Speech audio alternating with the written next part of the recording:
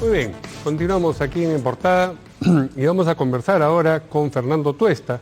Él, como ustedes saben, es un politólogo de la Pontificia Universidad Católica y vamos a conversar con él sobre los resultados electorales, con su punto de vista como analista político, en buena cuenta también, al tiempo que politólogo, pero queremos aprovechar también al principio de la entrevista su expertise como conocedor de los asuntos electorales para despejar algunas dudas. ¿Qué tal, Fernando? ¿Cómo estás? Buenas noches. ¿Qué tal, Mario? Buenas noches. Bien, permíteme hacerte una pregunta que seguramente te han hecho hasta el cansancio, pero que me la plantean también y quiero trasladártela. La diferencia entre actas procesadas y actas contabilizadas, porque cada vez que vemos el reporte de la OMPE dice al 90 y tantos % de actas contabilizadas, un poco menos de actas contabilizadas. ¿Cuál es la diferencia entre una cosa y otra y cuál de las dos es la importante? Ya, una cosa es que proceses, es decir, ingreses los datos del acta, pero no los sumas a lo que ya están sin ningún problema.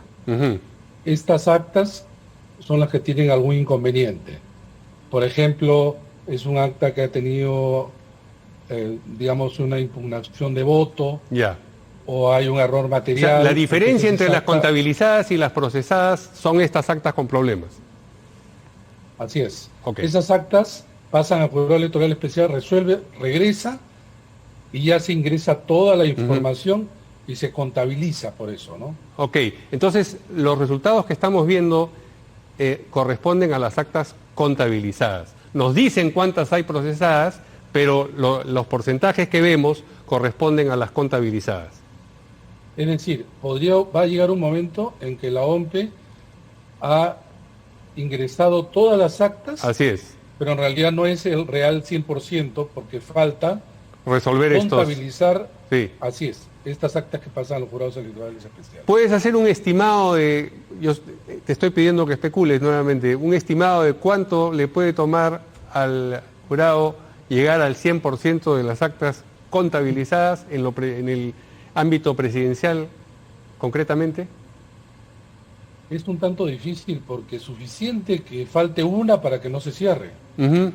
Y es lo que comentábamos desde el domingo. Sí. La OMPE iba a llegar rápidamente, ya es de hecho así, arriba del 90%, y de ahí va a comenzar a pasar los días y a puchitos, el goteo. Pero ya se tiene, básicamente, a nivel presidencial no hay ninguna discusión.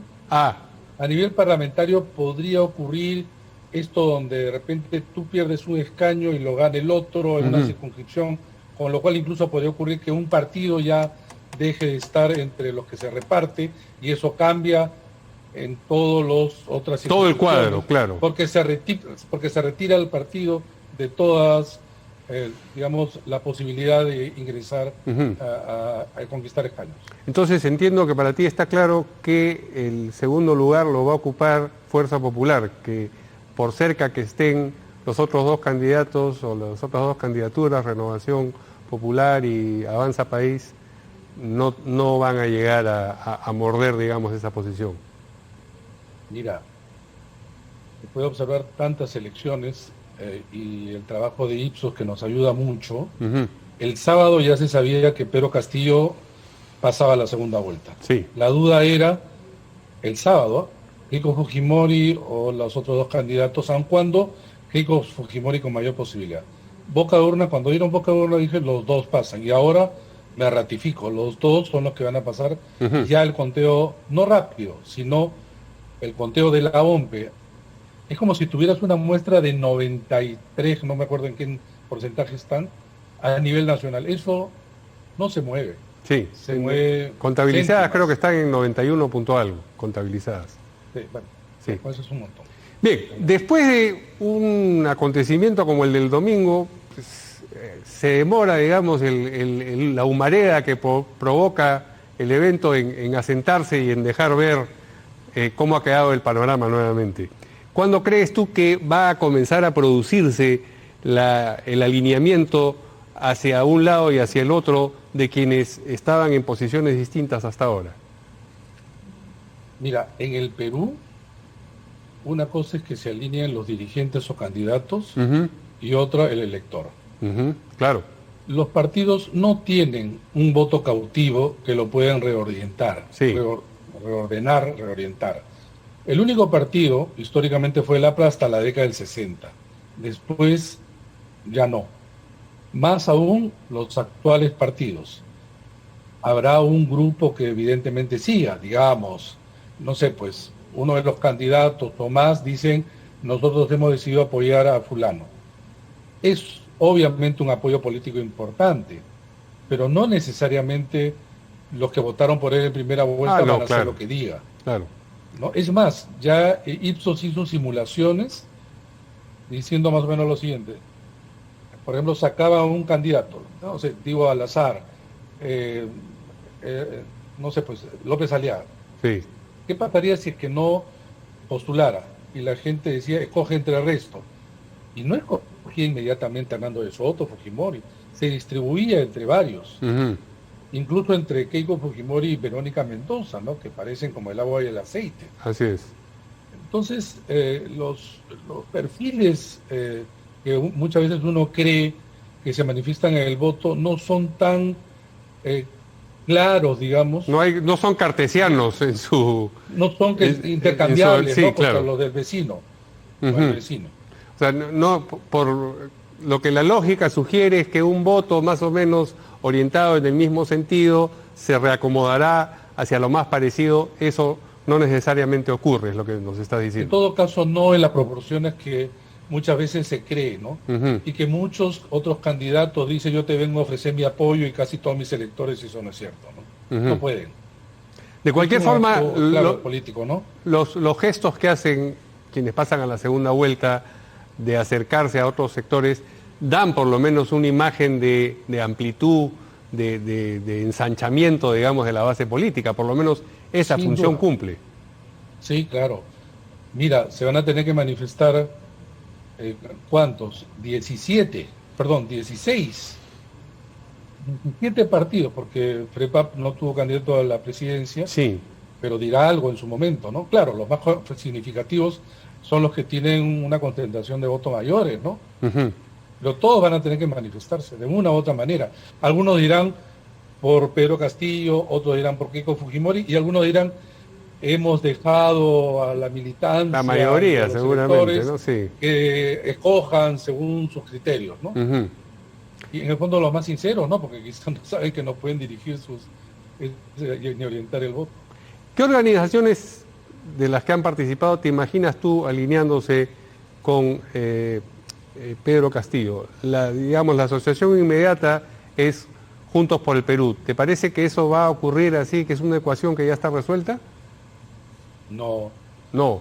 no es tan fácil porque, en primer lugar, creo que la gente de Juntos por el Perú siente que no han llegado a la segunda vuelta por justamente Pedro Castillo, Mm, ¿no?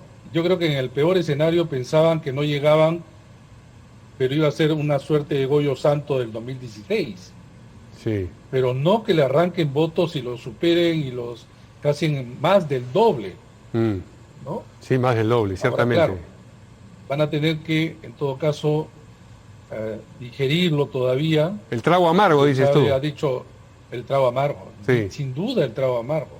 Mm. Sin duda el trago amargo, porque también es cierto que en el sector de la izquierda, Verónica Mendoza estaba mejor posicionada, Castillo casi no aparecía y Marco Arana se iba hundiendo en la insignificación, ¿no? Sí, bueno, Entonces tenías toda una franja donde poder crecer.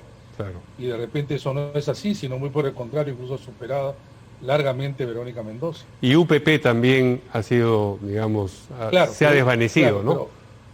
pero ya UPP estaba tan disminuido. Sí, pero tuvo Ahí ha en las crecido, elecciones, eso sí, en las eso sí. elecciones complementarias tuvo una presencia, digamos, Sí, detectable por lo menos, ¿no?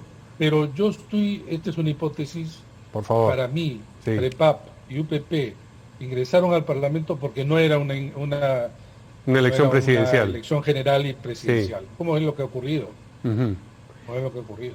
¿Qué cosa, para terminar con el sector izquierdo, qué cosa crees que afectó a Verónica? Yo hace un momento conversaba con el señor José Chávez y le decía, me parece a mí que su calidad de integrante del establishment político tradicional ha pesado mucho. La gente ha visto más las semejanzas que las diferencias entre ella y el resto de ese elenco. Y en consecuencia ha querido ir por el candidato que no les parecía representaba eso mismo. Mira, esta es especulación. Sí, estamos especulando. Más, ¿no? Sí, claro. ¿No?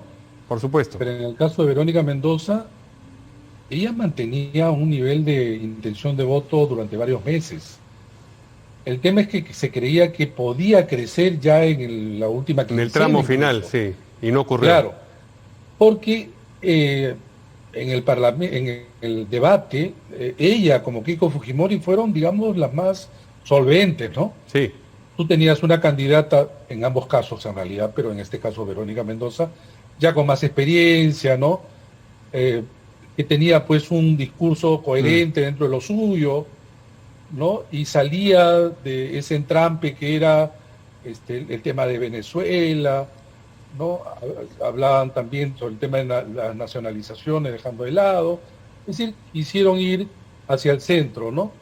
Pero esta elección ha sido una elección en donde mucho del humor y el sentimiento y la sensación que sentía el peruano en este momento tenía que manifestarse, ¿no? Uh-huh.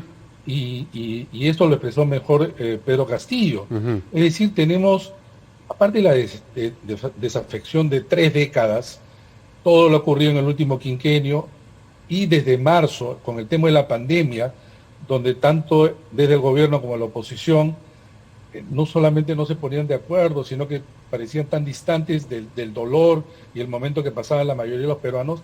Este es un voto también de hartazgo, es un voto de rechazo, es un voto de hígado, y claro, eso ya no se expresaba en el centro, que además se hundía, ¿no? El centro de Julio Guzmán, George Forsyth, e incluso arrastrando ese poco de centro que también tenía Johnny Lescano, y ella también. Y Acuña, ¿no? Sí. Entonces, siempre ha habido, y Acuña, y siempre ha habido, además, un voto de ese mismo perfil territorial que muestra hoy día Pedro Castillo. Estaba revisando mis propias notas y de los mapas, te estoy hablando de inicios de los 80, y ha habido un voto constante, mira, todo el trapecio andino, ¿no? Huancavelica, Purímac, Ayacucho, más Cusco, Puno, Arequipa, o el sur, Moquegua, Tacna. Ahí era pues la densidad del voto de izquierda, que han pasado por diversos momentos, y donde en algún momento también lo recogió Verónica Mendoza, pero ahora mucho más Pedro Castillo. Bien, nos faltó tiempo, Fernando, para hablar sobre los tragos amargos en el otro lado del espectro, porque también, digamos, tendrán que apurarlos para ver si apoyan o no apoyan a quien grosso modo los pueda representar en la segunda vuelta, pero en un mes y medio vamos a tener tiempo de hablar de esto. Muchas gracias, Fernando. Seguro, cómo no. Buenas noches. Hasta luego. Buenas noches. Muy bien, y vamos a continuar.